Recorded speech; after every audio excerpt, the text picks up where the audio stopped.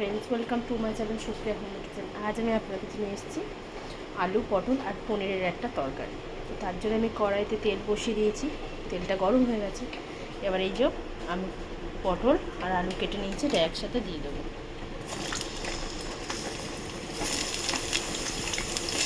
ভেজে নেবো ভালো করে।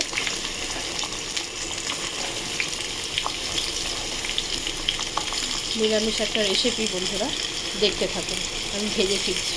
তো বন্ধুরা আমরা মশলাটা করে নিই। তো আমি একটা টমেটো নিয়েছি, 1 ইঞ্চি আদা নিয়েছি, কাঁচা লঙ্কা নিয়েছি আর ভাঙা কাজু নিয়েছি কিছুটা। এটা পেস্ট করে ফিরছি। তো বন্ধুরা দেখুন আমার ভাজাটা হয়ে গেছে। এর মধ্যে জিরে ফোড়ন দেবো।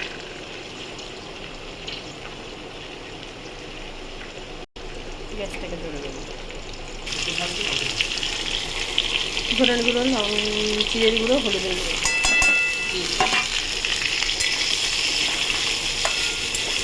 ভাজা ভাজা করে নিই।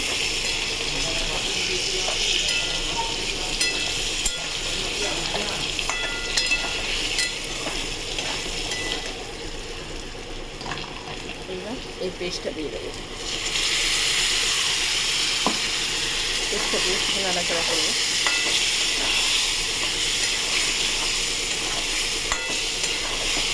কিছুক্ষণ পরে ফিরছি বন্ধুরা।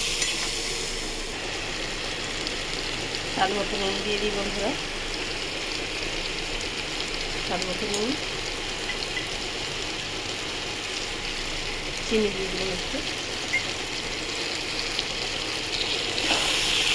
গ্যাসটাকে হাই ফ্লেম করেছি।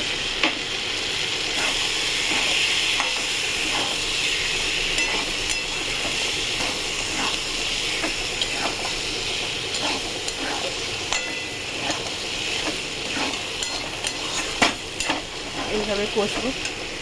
আর এই মশলা ধোয়া মিক্সার বাটি ধোয়া জলটা দিয়ে দিলাম, দিয়ে ভালো করে কষবো।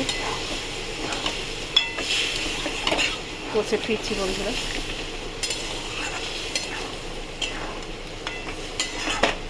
দেখুন কষে ফিরছি। দেখুন বন্ধুরা, আমি ভেবেছি ভিডিওটা অন হয়েছে, তো অন হয়নি।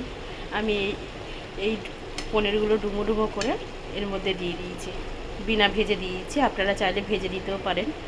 ভিডিওটা অন হয়নি, পজ ছিল, আমি বুঝতে পারিনি। তো যাই হোক, এই পনিরের টুকরোগুলো কেটে আমি এর মধ্যে দিয়ে দিয়েছি। এবার এর মধ্যে কিছু মশলা দেবো।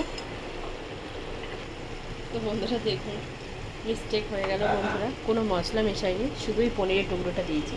এবার আমি এটা একটা মশলা করে রাখি, ধনে গুঁড়ো, জিরে গুঁড়ো ভেজে, মেথি মেউরি ভেজে মশলাটা করে রাখি। এটা পরে আপনারা বললে আমি দিয়ে আর একবার দেখিয়ে দেবো। তো এই মশলাটা কিছুটা দিয়ে দিলাম এর মধ্যে, আর একটু ঘি দিয়ে দিলাম। একটু ঘি দিয়ে দিলাম। দেখুন এবার আমি এখানটা ঢাকা দিয়ে দেবো।